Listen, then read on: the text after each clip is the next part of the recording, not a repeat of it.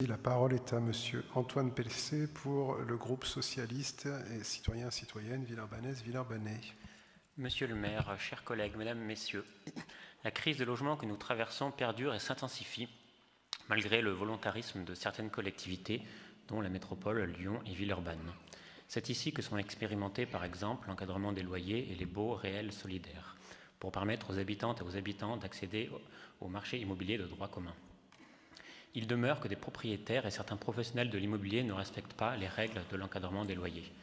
Pour les locataires, les voies de recours sont trop compliquées et risquées. Beaucoup renoncent à dénoncer les abus par crainte de perdre leur logement.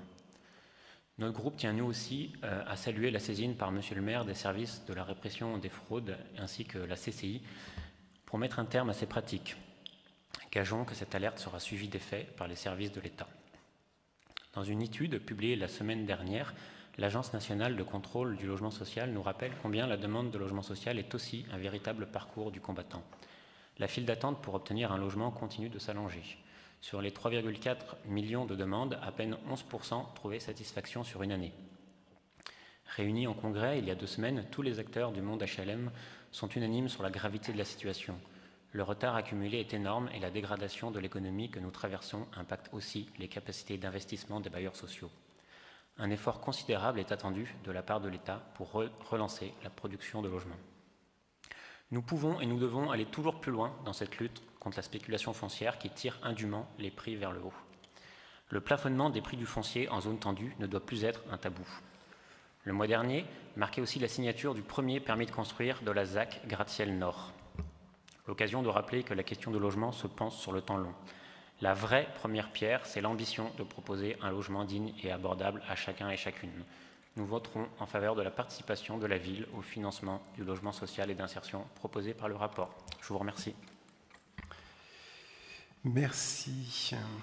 Madame Hadjmimoun, est-ce que vous souhaitez répondre? Ce n'était pas forcément des interventions complètement en lien avec l'objet de la délibération. On comprend bien qu'il y a eu un souhait de parler de logement au lendemain de ce congrès HLM qui s'est tenu dans notre agglomération, mais c'est aussi parfois l'objet de ces conseils que d'élargir un peu le propos sur des politiques nationales. Vous avez indiqué la tribune qui a été signée par Agnès Touvenot et Yann Brossat, y compris Renaud Père, vice-président en charge de la métropole de Lyon. Et bien sûr, je m'associe aux craintes qui sont les vôtres de voir le logement, même si...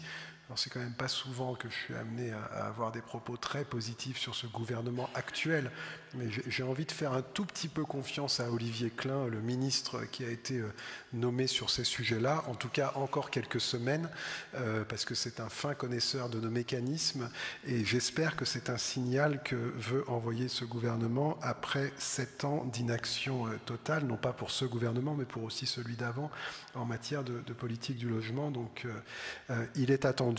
Il le sait, on verra dans les semaines qui viennent si les mesures sont à la hauteur du formidable défi d'un logement digne pour chacune et pour chacun sur l'ensemble de ce territoire. Je vais mettre ce rapport aux voix.